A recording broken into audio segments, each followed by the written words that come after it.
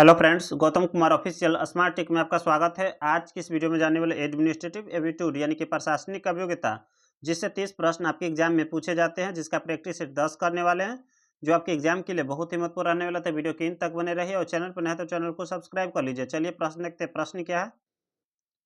छात्रों में जिम्मेदार व्यवहार को प्रोत्साहित करने के लिए वार्डन को क्या करना चाहिए? तो नियम तोड़ने वाले छात्रों को प्राथमिकता देना चाहिए तो नहीं।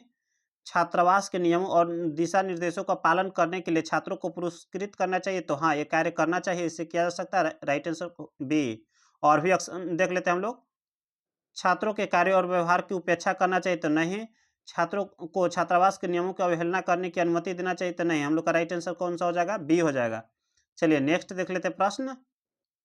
वार्डन छात्रों के लिए शैक्षणिक और अवकाश गतिविधियों के बीच एक स्वस्थ संतुलन कैसे सुनिश्चित कर सकता है?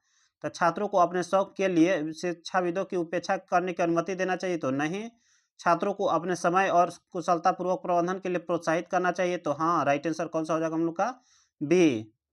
चलिए और भी ऑप्शन देख लेते हैं हम लोग। छात्रों को पाठ्येतर गतिविधियों को भाग लेने से हतोत्साहित करना चाहिए तो नहीं। बिना किसी ब्रेक के सख्त अध्ययन घंटे लागू करना चाहिए तो नहीं। हम लोग का राइट आंसर कौन सा हो जाएगा? बी हो जाएगा। छात्रों को समय पर कुशलतापूर्वक और प्रबंधन करने के लिए प्रोत्साहित करना चाहिए। चलिए नेक्स्ट देख लेते हैं प्रश्न। छात्रावासों की शून्य सहनशीलता नीति में शामिल नहीं है तो बदनामी और उत्पीड़न शामिल है, यौन उत्पीड़न और हमला शामिल है, मादक द्रव्यों का सेवन शामिल है, लेकिन नैतिक एवं सदाचार जीरो शून्य यानी कि शून्य सहनशीलता में नहीं है। चलिए नेक्स्ट देख लेते हैं प्रश्न। छात्रावास में साफ सफाई एवं का उचित प्रबंधन नहीं है। छात्रावास में चारों तरफ गंदगी का ढेर जमा है तो आप किससे शिकायत करेंगे? तो देखिए, स्वच्छता कर्मी से करेंगे तो नहीं करेंगे। आप लोग हॉस्टल वार्डन से करेंगे तो नहीं करेंगे। अगर देखिए गंदगी है तो कोई कारण आप लोग का हॉस्टल वार्डन ही है। तो शिकायत किससे करेंगे? तो हॉस्टल वार्डन के सीनियर से करेंगे। हॉस्टल वार्डन के सीनियर कौन होते हैं? तो हॉस्टल सुपरिटेंडेंट होते हैं, यानी कि छात्रावास के अधीक्षक होते हैं। उनको हम छात्र कंप्लेन करेंगे। राइट आंसर हो जाएगा हम लोग का सी। चलिए नेक्स्ट देख लेते हैं प्रश्न। चलिए नेक्स्ट देख लेते हैं प्रश्न। छात्रावास वार्डन छात्रावास के निवासियों और आसपास के समुदाय को उनके पड़ोसियों के बीच विवादों को कैसे संभाल सकता है? तो चलिए ऑप्शन देख लेते हैं हम लोग। विवादों को नजरअंदाज करना और यह मान ले कि वो अपने आप सुलझ जाएगा तो नहीं। छात्रावास के अधिकार का दावा करने वाले के लिए शत्रुता और टकराव को प्रोत्साहित करना तो नहीं। शामिल पक्षों के बीच मध्यस्थता करना और सौहार्दपूर्ण समाधान ढूंढना तो हाँ। ये राइट आंसर हो जाएगा हम लोग का सी। चलिए नेक्स्ट देख लेते हैं प्रश्न। प्राथमिक चिकित्सा के संदर्भ में एबीसी का पूर्ण रूप क्या है? तो हो जाएगा हम लोग का right answer B, airway breathing circulation. Right answer B. चलिए नेक्स्ट देख लेते हैं प्रश्न। वार्डन का पद किस प्रकृति का होगा? तो पूर्णकालिक होगा, यानी कि राइट आंसर कौन सा हो जाएगा हम लोग का? ए, अस्थाई हो जाएगा। चलिए नेक्स्ट देख लेते हैं प्रश्न। छात्र रिकॉर्ड प्रबंधन सॉफ्टवेयर का प्राथमिक उद्देश्य क्या है? तो छात्रों की उपस्थिति का रिपोर्ट रहता है, हाँ। प्रगति उसमें रिपोर्ट रहता है, दस्तावेज एवं प्रवेश वितरण रहता है। राइट आंसर कौन सा हो जाएगा हम लोग का? डी, उपयुक्त हम लोग का सभी हो जाएगा। चलिए नेक्स्ट देख लेते हैं प्रश्न।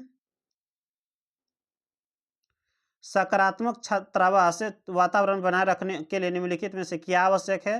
तो भेदभाव और पक्षपात को बढ़ावा देना तो नहीं। छात्रों के बीच विविधता का सम्मान करना और उसे महत्व देना तो हाँ। हम लोग का हो सकता है राइट आंसर बी। अभी ऑप्शन नेक्स्ट देख लेते हैं। विभिन्न पृष्ठभूमियों के छात्रों के साथ बातचीत से बचना, ये गलत हो गया। छात्रों की चिंताओं को और शिकायतों को नजरअंदाज करना, यह भी गलत हो गया। राइट आंसर कौन सा हो जाएगा हम लोग का? भी। छात्रों के बीच विविधता का सम्मान करना और उसे महत्व देना। क्या हो सकता है हम लोग को छात्रावास में वातावरण बनाए रखने के लिए? सकारात्मक। चलिए नेक्स्ट देख लेते हैं प्रश्न। छात्रावास के समग्र वातावरण को बेहतर बनाने के लिए वार्डन को क्या करना चाहिए? तो छात्रों के बीच आपसी सम्मान और विचारशीलता को प्रोत्साहित करने का प्रयास करना चाहिए तो हाँ। हो सकता है हम लोग का राइट आंसर ये सर्वांगीण विकास के लिए शैक्षणिक के अतिरिक्त अन्य पहलुओं पर भी ध्यान देना चाहिए तो हाँ। छात्रों के मध्य टीम की भावना को प्रेरित करना चाहिए तो हाँ, यानी कि उपयुक्त राइट आंसर हो जाएगा हम लोग का डी, उपयुक्त में सभी। चलिए नेक्स्ट देख लेते हैं प्रश्न।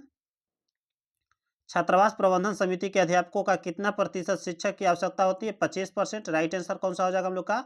बी। और स्टूडेंट पूछा जाए तो 50% स्टूडेंट हो जाते हैं, 25% शिक्षक हो जाते हैं और 25% छात्रावास प्रबंधन में लगे हुए अधिकारी हो जाते हैं, जिसमें वार्डन आ जाते हैं, हॉस्टल सुपरिटेंडेंट आ जाते हैं, ये लोग आ जाते हैं। चलिए नेक्स्ट देख लेते हैं प्रश्न। प्रत्येक छात्रावास में कम से कम कितने प्राथमिक चिकित्सा बॉक्स उपलब्ध होना चाहिए? तो कम से कम एक बॉक्स उपलब्ध होना चाहिए। राइट आंसर कौन सा हो जाएगा हम लोग का? ए। चलिए नेक्स्ट देख लेते हैं प्रश्न। हॉस्टल वार्डन का मुख्य कार्य नहीं है। कौन सा हॉस्टल वार्डन का मुख्य कार्य नहीं है? तो हॉस्टल की देखरेख कार्य है। छात्र छात्राओं के खाने पीने की चीज़ों पर ध्यान रखना है। हॉस्टल की टाइम टेबल की देखरेख करना भी है। शिक्षा कमेटी की जांच करना है। तो हॉस्टल वार्डन का एक कार्य नहीं है। राइट आंसर कौन सा हो जाएगा हम लोग का? डी।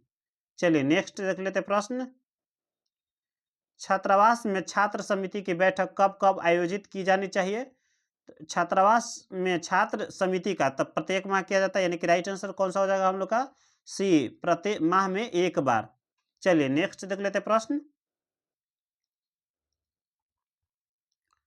छात्रों के सर्वांगीण विकास में सहायता गतिविधियां कौन सी है? सांस्कृतिक कार्यक्रमों का आयोजन, तो हाँ। खेलों का आयोजन, हाँ। अन्य पाठ्येतर गतिविधियों का आयोजन, यानी कि उपयुक्त हम लोग का सभी हो जाएगा। राइट आंसर हो जाएगा हम लोग का डी। ए बी सी तीनों सही है। चलिए नेक्स्ट देख लेते प्रश्न। डिजिटलीकरण छात्रावास रिकॉर्ड क्यों आवश्यक है? तो दस्तावेज प्रसंस्करण में सुविधा, प्रभावी परिणाम के लिए, मैनुअल रिकॉर्ड से बचने के लिए, यानी कि हम लोग का ए बी सी तीनों सही। राइट आंसर कौन सा हो जाएगा हम लोग का? डी। चलिए नेक्स्ट देख लेते प्रश्न।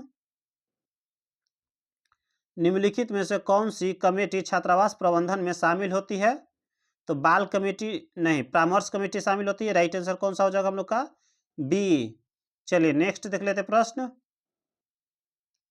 ये सभी प्रश्न एग्जाम में पूछे प्रश्न। छात्रावास के नियम के अनुसार एक कमरे में कम से कम कितने छात्र या छात्राओं के रखा जाता है? कितना छात्र? 4 से 8 छात्र एक कमरे में रहते हैं। राइट आंसर कौन सा हो जाएगा हम लोग का?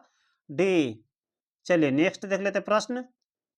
दैनिक जीवन की साफ सफाई कैसे करेंगे आप लोग? तो खांसते से मुंह पर कवर करके, तो हाँ। शौच के बाद हाथ धोना, वर्कआउट के बाद स्नान करना, उपयुक्त सभी के द्वारा। राइट आंसर कौन सा हो जाएगा हम लोग का? डी। ए बी सी तीनों सही है।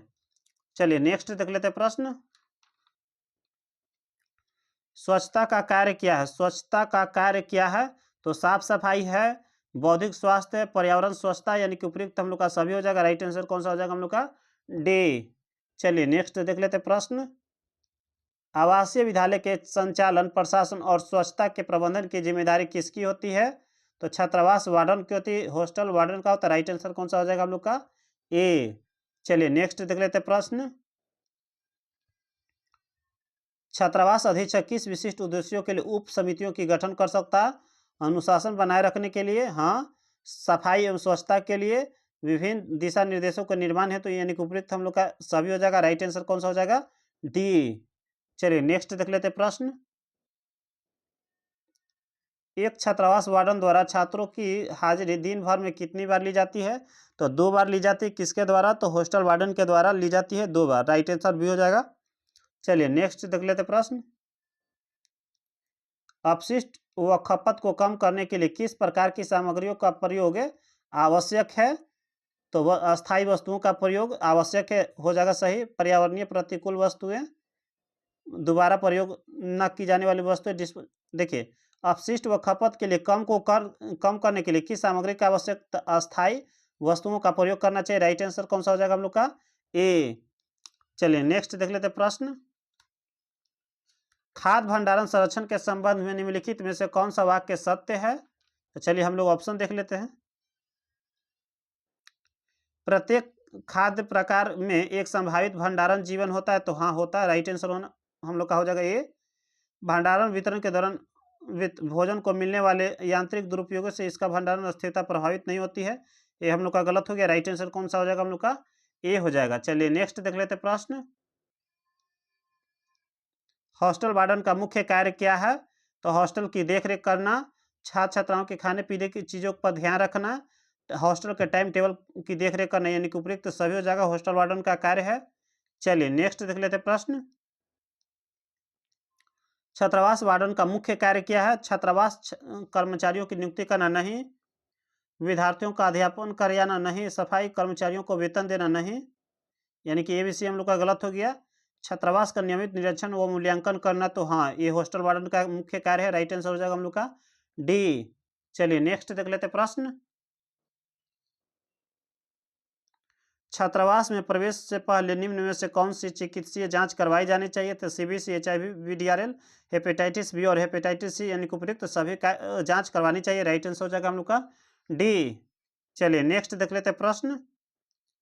छात्रावास में छात्र समिति की बैठक माह में एक बार आयोजित की जाती है, इसका निर्धारण कौन करता? तो हॉस्टल वार्डन करता। राइट आंसर कौन सा हो जाएगा हम लोग का बी।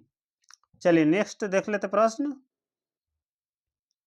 छात्रावास में छात्रों के सर्वांगीण विकास के लिए वार्डन कौन कौन सी गतिविधियां का आयोजन करता है? तो सांस्कृतिक कार्यक्रमों का आयोजन करता है, खेलों का आयोजन करता है, वाद विवादों का करता है, उपयुक्त सभी का करता है। राइट आंसर कौन सा हो जाएगा हम लोग का डी। चलिए 30 प्रश्न हो गया। आज के लिए इतना ही। जय हिंद।